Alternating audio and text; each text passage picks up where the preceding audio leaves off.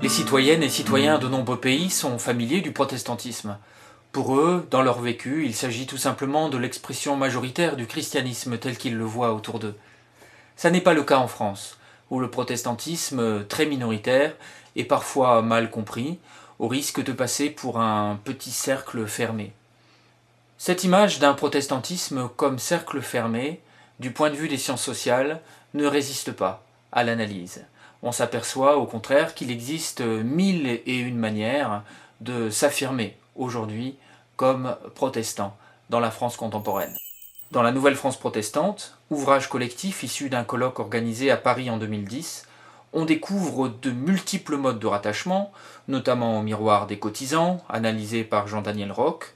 On s'aperçoit aussi, grâce à Aurélien Fauche, de l'imbrication complexe de leur réseau, association, qui témoigne d'une culture décentralisée que Céline Béraud compare au mode de régulation catholique, très différent, même si certaines convergences s'observent depuis quelques années.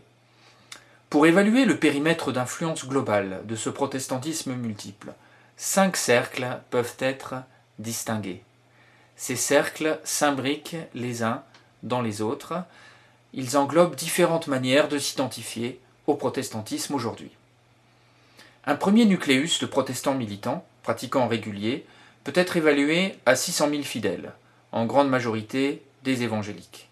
Cela paraît peu, mais les adhérents du Parti socialiste qui se rendent régulièrement aux réunions de section, par exemple, sont-ils beaucoup plus nombreux ?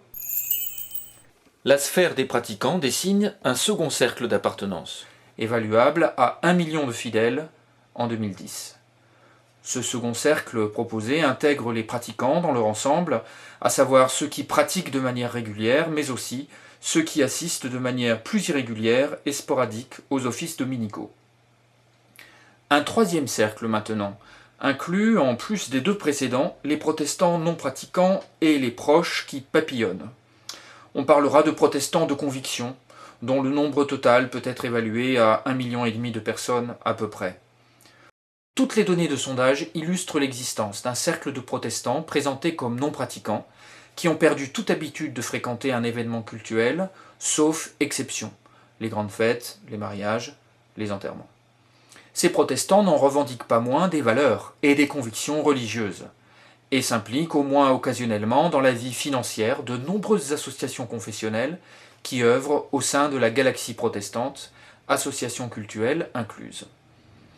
Un quatrième cercle d'appartenance qui se dessine la carte protestante française aujourd'hui ajoute les protestants culturels. Ces derniers rejettent toute idée de doctrine religieuse protestante, mais revendiquent une culture protestante spécifique, notamment en matière d'engagement et d'éthique. On arriverait avec ce quatrième cercle à une évaluation totale de 2 millions de personnes. Enfin, le panorama statistique du poids démographique du protestantisme français ne serait pas complet, sans un dernier cercle d'appartenance, celui des protestants et proches du protestantisme, que l'on peut évaluer à 2 600 000 personnes en France métropolitaine. Ce dernier cercle inclut plusieurs centaines de milliers de personnes qui ne se rattachent pas techniquement au protestantisme, mais développent avec ce dernier des affinités électives, et lui témoigne une sympathie particulière, voire même un rapport de préférence explicite. Pour conclure, on s'aperçoit qu'on est loin de l'idée reçue d'un protestantisme comme cercle fermé, et on découvre en réalité une identité gigogne, imbriquant 5 cercles d'appartenance différents, 5 modes de rattachement ou de reconnaissance différenciés au protestantisme aujourd'hui. Alors pour en savoir plus, c'est tout simple. Il suffit de se procurer la Nouvelle France protestante, disponible dans toutes les bonnes librairies.